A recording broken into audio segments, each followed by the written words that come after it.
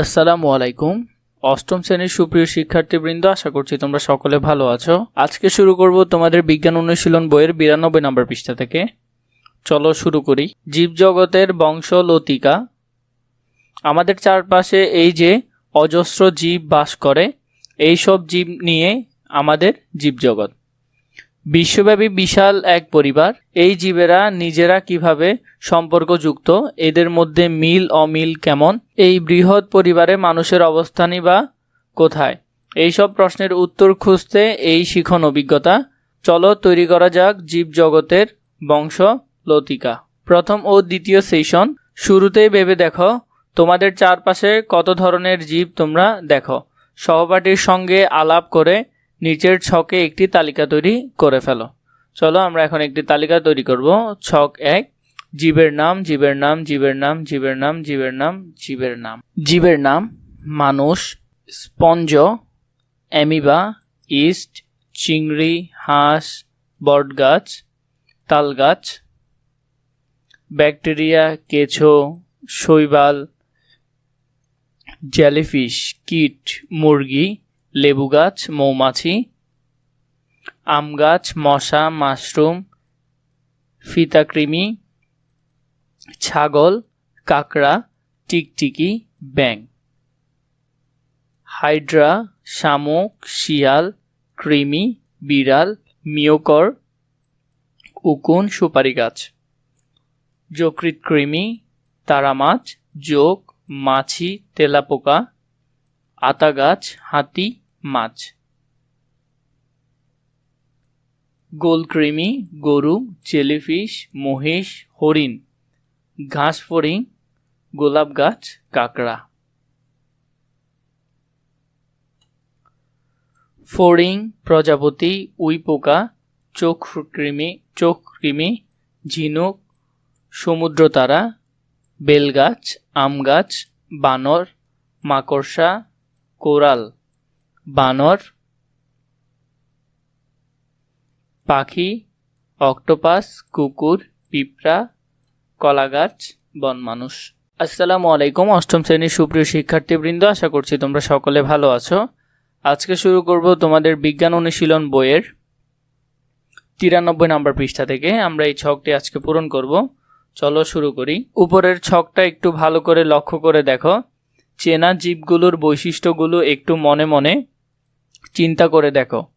একই ধরনের বৈশিষ্ট্য কোন কোন জীবের মধ্যে দেখা যায়, এই বৈশিষ্ট্যের মধ্যে অনেক কিছু বিবেচনায় নিতে পারো। যেমন নিজের খাবার তৈরি করতে পারে কিনা, উদাহরণ হিসাবে বেশিরভাগ পরিচিত গাছ। খাবার গ্রহণ ও পরিপাকের ধরন, আকার আকৃতি, হাঁটতে সাঁতরাতে উঠতে পারে কিনা, গায়ে লোম আছে কিনা ইত্যাদি। নিজেরা আলোচনা করে বৈশিষ্ট্যগুলো চিহ্নিত করার চেষ্টা করো। এবার ছক 1 এর তালিকার কোন কোন জীবের মধ্যে এই বৈশিষ্ট্যগুলো উপস্থিত তা শনাক্ত করে নিচের ছকে টুকে রাখো। জীবের বৈশিষ্ট্য, জীবের নাম। উদাহরণ: নিজের খাবার তৈরি করতে পারে। চলো আমরা এটি পূরণ করি। প্রথমে নিজের খাবার তৈরি করতে পারে, শৈবাল, বটগাছ ইত্যাদি।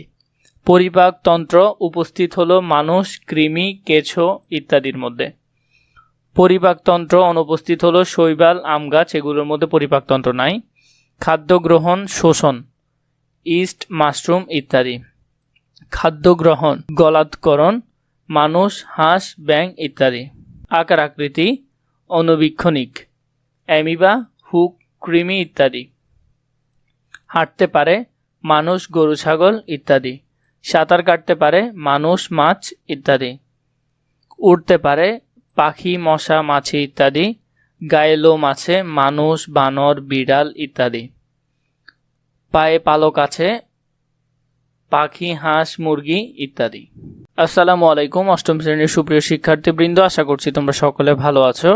আজকে শুরু করব তোমাদের বিজ্ঞান অনুশীলন বইয়ের 94 নম্বর পৃষ্ঠা থেকে। এই ছকগুলো আমরা পূরণ করব। চলো শুরু করি। এবং পরবর্তীতে একটি ছবি আঁকার কথা হয়েছে এবং ছবিটি কেমন হবে তা নিয়ে আমরা একটু ধারণা নিব। জীবের বৈশিষ্ট্য না হয় শনাক্ত করা গেল। কিন্তু জীবের এই বৈশিষ্ট্যগুলো নির্ধারিত হয় কিভাবে? তোমরা ইতিমধ্যে জানো জীবের গঠনের একক হচ্ছে কোষ, কিন্তু কোষের কোন অংশে জীবের বৈশিষ্ট্যসমূহ ধারণ করে, আর এই বৈশিষ্ট্য কিভাবে প্রজন্ম থেকে প্রজন্মান্তরে প্রবাহিত হয়? এই প্রশ্নগুলোর উত্তর পাওয়ার আগে জীবকোষের গঠন আরেকবার ঝালাই করে নেওয়া যাক। সপ্তম শ্রেণীতে তোমরা এককোষী জীব থেকে শুরু করে বহুকোষী উদ্ভিদ ও প্রাণীর কোষ গঠন সম্পর্কে বিস্তারিত জেনেছ। কোষের মূল অঙ্গাণু কি কি তা কি মনে আছে? মনে থাকলে নিচের সেগুলোর নাম লিখে রাখো। প্রথমে দেখো কোষ প্রাচীর, কোষ ঝিল্লি, সাইটোপ্লাজম, রাইবোজোম, গলজি বস্তু, লাইসোসোম, এন্ডোপ্লাজমিক জালিকা, mitochondria, microtubules, centrosome, nucleus, chromosome, DNA, RNA. এরপর দেখো, এবার বলো দেখি এই তালিকার কোন অঙ্গগুলো জীবের বৈশিষ্ট্য ধারণ করে এবং বংশানুক্রমে প্রবাহিত করে? অনেকে হয়তো জানো জীবের সকল বৈশিষ্ট্য তার ডিএনএ তে জমা থাকে, আর ডিএনএ এর যে নির্দিষ্ট অংশে কোনো নির্দিষ্ট বৈশিষ্ট্য সম্পর্কে তথ্য থাকে তাকে বলে জিন। কোষের ভিতরে নিউক্লিয়াসে এই ডিএনএ কিভাবে থাকে তা তোমাদের অনুসন্ধানী পাঠ বইয়ের কোষ বিভাজন অধ্যায় ছবিতে দেখানো আছে।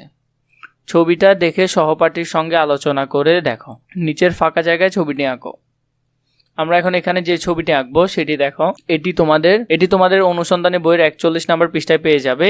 এই ছবিটি তোমরা এখানে সুন্দর করে আঁকবে। আসসালামু আলাইকুম অষ্টম শ্রেণীর সুপ্রিয় শিক্ষার্থীবৃন্দ, আশা করছি তোমরা সকলে ভালো আছো।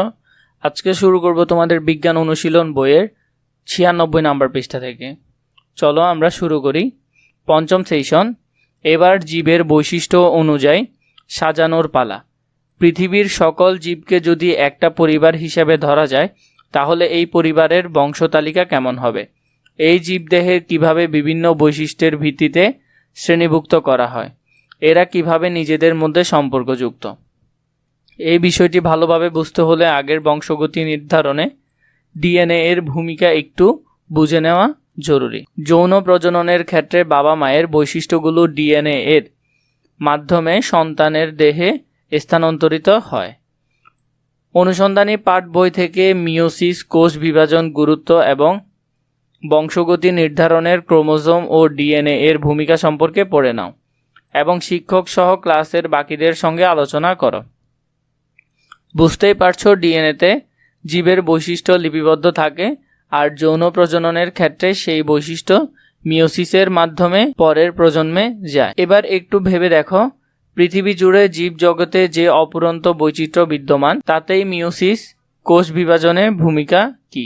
সহপাঠীদের সঙ্গে আলোচনা করে নিচে তোমার উত্তর লিখে রাখো। চলো আমরা উত্তরটি লিখে রাখি। মিওসিস কোষ বিভাজনের প্রক্রিয়ার একটি ডিপ্লয়েড মাতৃকোষ বিভাজনে হয়ে 4টি হ্যাপ্লয়েড জননকোষের সৃষ্টি করে। এভাবে সৃষ্টি 2টি হ্যাপ্লয়েড পুং জননকোষ ও স্ত্রী জননকোষ মিলিত হয়ে ডিপ্লয়েড জাইগোট তৈরি করে।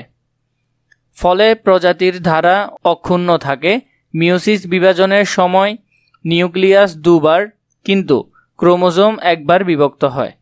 ফলে জননকোষগুলো মাতৃকোষের চারিত্রিক বৈশিষ্ট্য মিশ্রিত হয়ে নতুন বৈশিষ্ট্যের আবির্ভাব ঘটে। আসসালামু আলাইকুম অষ্টম শ্রেণীর সুপ্রিয় শিক্ষার্থীবৃন্দ, আশা করছি তোমরা সকলে ভালো আছো। আজকে শুরু করব তোমাদের বিজ্ঞান অনুশীলন বইয়ের 97 নম্বর পৃষ্ঠা থেকে। এই ছকটি আজকে আমরা পূরণ করব। চলো শুরু করি। ষষ্ঠ ও সপ্তম সেশন। আগের সেশনে জীব জগতের বৈচিত্র্যের সৃষ্টি নিয়ে আলোচনা হলো। এবার এইসব বৈচিত্র্যময় বৈশিষ্ট্যের ভিত্তিতে এই সুবিশাল জীব জগৎকে কিভাবে বিভিন্ন শ্রেণীতে বিন্যাস করা যায় তা দেখা যায়। এই অভিজ্ঞতার শুরুতেই তোমার পরিচিত জীব দেহের বৈশিষ্ট্য অনুযায়ী তালিকাভুক্ত করেছিলে, মনে আছে? একইভাবে পৃথিবীর এখন পর্যন্ত আবিষ্কৃত সকল জীবকে তাদের বৈশিষ্ট্য অনুযায়ী বিভিন্ন শ্রেণীভুক্ত করা হয়। সেই শ্রেণীবিন্যাসের ধরন দেখলে এই সব জীবরা নিজেদের মধ্যে কিভাবে সম্পর্কযুক্ত তার একটা ধারণা পাওয়া যায়। দলে বলে অনুসন্ধানী পাঠ বই থেকে জীবের শ্রেণীবিন্যাস পদ্ধতি অধ্যায় থেকে জীবের শ্রেণীবিন্যাস অংশটুকু পড়ে নিয়ে দলে আলোচনা করো। সকল জীবকে 3টি ডোমেইন বা অধিজগৎ এবং 6টি রাজ্যে ভাগ করা হয়েছে তা তো জানলে। এখন নিজেদের পরিচিত জীবের তালিকা দিকে তাকাও। এর মধ্যে কোন জীব কোন ডোমেইন এবং রাজ্যের আওতায় পড়েছে চিহ্নিত করতে পারবে। দলে আলোচনা করে তোমাদের তালিকা থেকে জীবগুলোর নাম নিচের ছকে নির্দিষ্ট রাজ্য ও ডোমেইনের ঘরে লিখে রাখো। Eukarya, bacteria, অর্কি। প্রোটিস্টা, ছত্রাক, উদ্ভিদ, প্রাণী। Eubacteria, archaebacteria. প্রথমে ইউক্যারিয়া এর ঘরের প্রোটিস্টা, অ্যামিবা, প্যারামেসিয়ান, শৈবাল। ছত্রাক হলো yeast, penicillium, mushroom, mucor, aspergillus. উদ্ভিদ বটগাছ, আম গাছ, বড়ই গাছ, সুপারি গাছ, জাম গাছ, কলা গাছ, তাল গাছ। প্রাণীর মধ্যে স্পঞ্জ, গরু, ফিতাকৃমি, ছাগল, হাঁস, বানর, ব্যাঙ, ঝিনুক, বিড়াল। ব্যাকটেরিয়ার মধ্যে সায়ানোব্যাকটেরিয়া, স্যালমোনেল্লা। আসসালামু আলাইকুম অষ্টম শ্রেণীর সুপ্রিয় শিক্ষার্থীবৃন্দ, আশা করছি তোমরা সকলে ভালো আছো। আজকে শুরু করব তোমাদের বিজ্ঞান অনুশীলন বইয়ের 98 এবং 99 নম্বর পৃষ্ঠা থেকে। চলো শুরু করি। তোমাদের দলের জন্য নির্ধারিত পর্ব সম্পর্কে ভালোভাবে পড়ে নাও। অন্যান্য পর্বের সঙ্গে তুলনা করে দেখো এই পর্বের প্রাণীরা কেন অন্যদের থেকে আলাদা। দলে আলোচনা করো। এবার লটারির মাধ্যমে অন্য যে কোনো একটা পর্ব বেছে নাও। এই পর্ব নিয়ে কাজ করেছো এমন দলের সঙ্গে মিলে যৌথভাবে তোমার নির্ধারিত দুটি পর্বের প্রাণীদের বৈশিষ্ট্যগুলোর তুলনামূলক আলোচনা উপস্থাপন করো। সব দলের আলোচনা শেষ হয়ে যাওয়ার পর আবার ছক 1 এর জীবের তালিকার দিকে লক্ষ্য করো।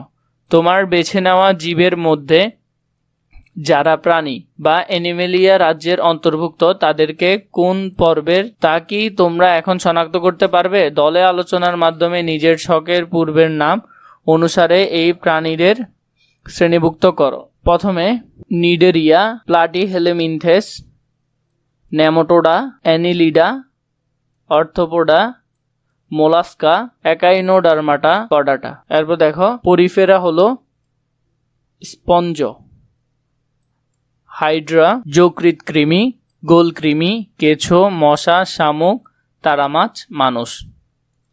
এরপরে দেখো নিডেরিয়ার কিছু হলো জেলিফিশ, সাগর কুসুম, কোরাল। এরপর হলো যে প্লাটিহেলমিনথেস হলো যে ফিতাকৃমি, নেমাটোডা হলো চোখকৃমি, ফাইলেরিয়া কৃমি, হুক কৃমি।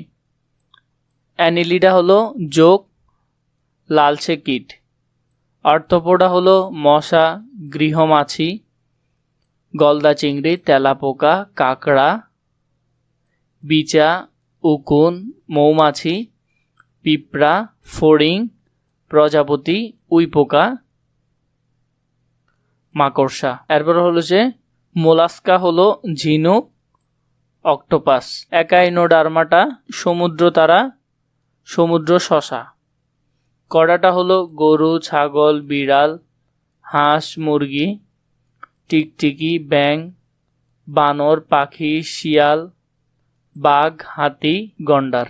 আসসালামু আলাইকুম অষ্টম শ্রেণীর সুপ্রিয় শিক্ষার্থীবৃন্দ, আশা করছি তোমরা সকলে ভালো আছো। আজকে শুরু করব তোমাদের বিজ্ঞান অনুশীলন বইয়ের 103 নাম্বার পৃষ্ঠা থেকে। ফিরে দেখো, এখানে যে প্রশ্নগুলো রয়েছে এগুলোর উত্তর আমরা দেখার চেষ্টা করব এবং ভালোভাবে লিখে ফেলবো। চলো শুরু করি। প্রথমে বলা হয়েছে তোমার পরিচিত কোন প্রাণীর সাথে মানুষের সাথে বৈশিষ্ট্যগত মিল সবচেয়ে বেশি, ব্যাখ্যা করো। আমার পরিচিত বিভিন্ন প্রাণীর মধ্যে বানরের সাথে মানুষের বৈশিষ্ট্যগত মিল সবচেয়ে বেশি, কারণ মানুষ ও বানর উভয় মেরুদণ্ডীয় প্রাণী, উভয় অ্যানিমেলিয়া রাজ্যের কর্ডাটা পর্বের ম্যামালিয়া শ্রেণীর স্তন্যপায়ী প্রাণী। স্তন্যপায়ী প্রাণীর কিছু উল্লেখযোগ্য বৈশিষ্ট্য যেমন দেহ লোমাবৃত, স্ত্রী প্রজাতি, সন্তান প্রসবে সক্ষম, মাতৃদুগ্ধ পান, হাঁটতে পারা ইত্যাদি বৈশিষ্ট্য বানর ও মানুষের উভয় প্রাণীর মাঝেই বিদ্যমান। বানর দলবদ্ধভাবে স্থলে বসবাস করে, মানুষ ও সামাজিক জীব হিসেবে দলবদ্ধভাবে স্থলে বসবাস করে। এইসব কারণে আমার পরিচিত বিভিন্ন প্রাণীর মধ্যে বানরের সাথে মানুষের বৈশিষ্ট্যগত মিল সবচেয়ে বেশি। এরপরে যে প্রশ্নটি এটি দেখো, উদ্ভিদ ও প্রাণীর শ্রেণীবিন্যাস যেভাবে করা হয়েছে তার মধ্যে কোনটা তোমার কাছে বেশি যুক্তিযুক্ত মনে হয়, কেন? এই শিখন অভিজ্ঞতায় উদ্ভিদ ও প্রাণীর শ্রেণীবিন্যাসের ক্ষেত্রে লিনিয়াস কর্তৃক প্রস্তাবিত শ্রেণীবিন্যাস পদ্ধতি অনুসরণ করা হয়েছে। বেনথাম ও হুকার সমগ্র উদ্ভিদ জগৎকে দুইটি উপজগৎ এবং দুইটি উপজগৎকে আরও কয়েকটি ভাগে ভাগ করেছেন। কিন্তু আধুনিক বিজ্ঞানের অগ্রগতির সঙ্গে সঙ্গে উদ্ভিদের জৈব রাসায়নিক গঠন সম্পর্কে আরও স্পষ্ট ধারণা হওয়ার কারণে জেনেটিক এবং বিবর্তনের সঙ্গে সমন্বয় করে উদ্ভিদের নতুন ধরনের শ্রেণীবিন্যাস করার কাজ শুরু হয়েছে। অন্যদিকে ক্যারোলাস লিলিয়াস প্রথম বিজ্ঞানভিত্তিক ও সুসংবদ্ধ উপায়ে প্রাণীদের শ্রেণীবিন্যাস করেন। সর্বপ্রথম তিনি দ্বিপদ নামকরণের পদ্ধতি প্রবর্তন করেন। তাই পরবর্তীকালে শ্রেণীবিন্যাস পদ্ধতিতে অনেক পরিবর্তন হওয়ার পরেও তাকে শ্রেণীবিন্যাসবিদ্যার জনক হিসেবে বিবেচনা করা হয়। তাই ক্যারোলাস লিনিয়াস প্রস্তাবিত শ্রেণীবিন্যাস পদ্ধতিকে আমার কাছে বেশি যুক্তিযুক্ত মনে হয়।